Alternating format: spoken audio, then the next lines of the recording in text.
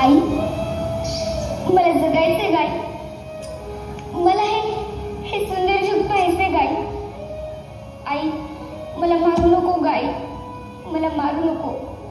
आई आई आई, अगं मी बोलतीये, तुझी परीच म्हणतेस ना तू मला.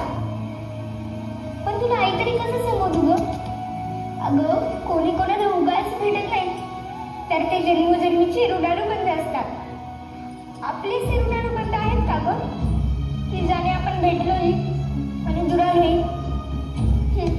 असं कालच बाबांचं तुझं बोलणं सोडून पोटातच ऐकलं ग. विशेषतः आजी आजोबांची इच्छा नाही ना ग माझा जन्म व्हावा म्हणून. सांग नाही, सांग ना. बाबा बाबा, हो बाबा, तुम्हाला आवडते ना हो लेक माझी लाडकी पाहायला? बाबांची खूप लाडकीच असतात राव. सांगा ना बाबा.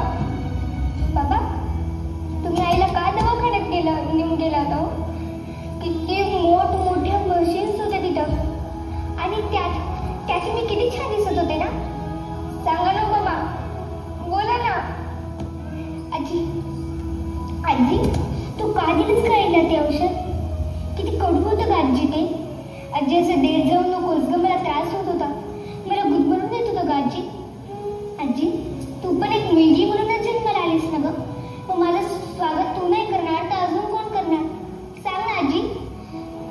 आई आई, तू का घेतलंस का ते औषध? किती कडू होतं गाई ते. आई, मला त्रास होत होता का, मला गुदमरून येत होतं खूप. आई, जन्माला घालून तर बघ एकदा, तुझे हे रूप तू पाहशील माझ्यात अनेकदा. मी मुलगी, बहीण, पत्नी तर कुणाची आई? मग मला गर्भात मारण्याची का ग तुला घाई? सांग नाही, का ग तुला घाई? आई, मला समजतीये तुझी कोंडी, तुझी गुचमार, पण मी मुळीच त्रास दिला नाही ना ग. खरंच म्हणशील तर मी अजिबात त्रास दिला नाही. मला नवीन कपडे नको ग, मी त्यांचे जुने कपडे घालेन, शाळेत जाईन, त्यांची जुनी दप्तरे वापरेन, त्यांचे जुने खेळणे खेळ. मी शिकून खूप मोठे होईल आणि माझ्या हुंड्याची तयारी करेन. बाबांना जरा सुद्धा त्रास होऊ देणार नाही काही. अगं आई, आता तूच सांग, उद्या तू मला काढून टाकायला दवाखान्यात जाणार आहे, याचं दुःख म्हणू की तूच काही क्षण माझ्या समोराचा आनंद मानू? सांग नाही, सांग ना.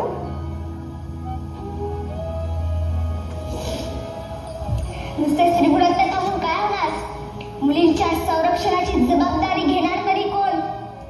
अशा वेळी मला गजर व्हावं वाटतं. या झोपलेल्या मनातला हा लढा माझ्या अस्तित्वाशी विचारायचा आहे. माझ्यातल्या आसिफाला आणि रेणुकाला सुद्धा, की आजपर्यंत आपण नटलो त्यात आपण खरंच समाधानी आहोत का?